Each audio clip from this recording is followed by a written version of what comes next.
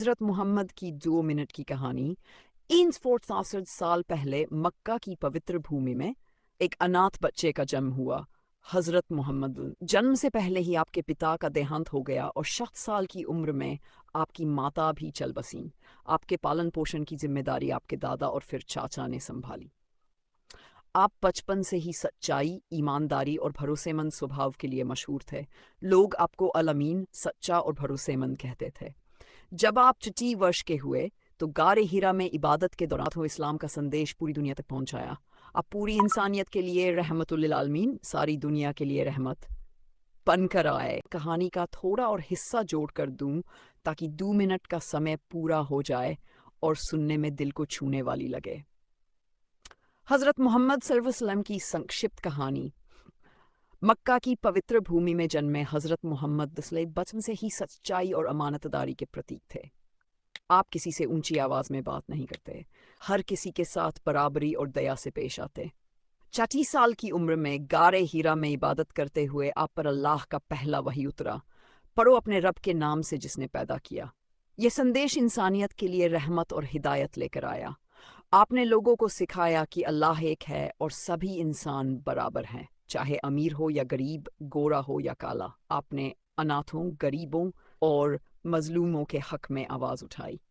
आपकी सबसे बड़ी पहचान सच्चाई और माफ़ी थी। यहाँ तक कि जिन्होंने आपको तकलीफ दी उन्हें भी आपने माफ़ कर दिया। जैसे मक्का की फतह के दिन जब आपने दुश्मनों से कहा, आज तुम पर कोई इल्ज़ाम नहीं, जाओ तुम सब आज़ाद हो।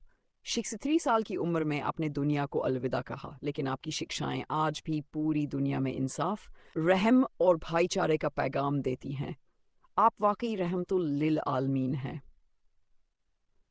अगर आप चाहें तो मैं इसे वीडियो नरेशन स्क्रिप्ट के फॉर्मेट में लिख दूं ताकि आप सीधा पढ़कर या रिकॉर्ड करके डाल। ठीक है, मैं इस कहानी को और बढ़ाकर 2 मिनट से थोड़ा ज़्यादा कर देता हूँ ताकि ये पूरी तरह दिल को छूने वाली और असरदार लगे।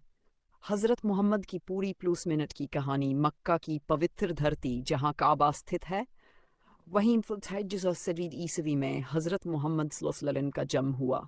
जन्म से पहले ही आपके पिता अब्दुल्ला का देहांत हो गया और 6 साल की उम्र में आपकी माता आमिना भी चल बसीं। यतीम होने के बावजूद अल्लाह ने आपको बेहतरीन चरित्र और रोशनी भरा दिल दिया। आपकी परवरिश आपके दादा अब्दुल मुत्तलिब और फिर चाचा अबू तालिब ने की। बचपन में आप बकरियां चराते और जवान होकर व्यापार करते। व्यापार में आपकी ईमानदारी देखकर लोग आपको अल-अमीन और अस-सादिक कहकर पुकारते, मतलब सच्चा और भरोसेमंद।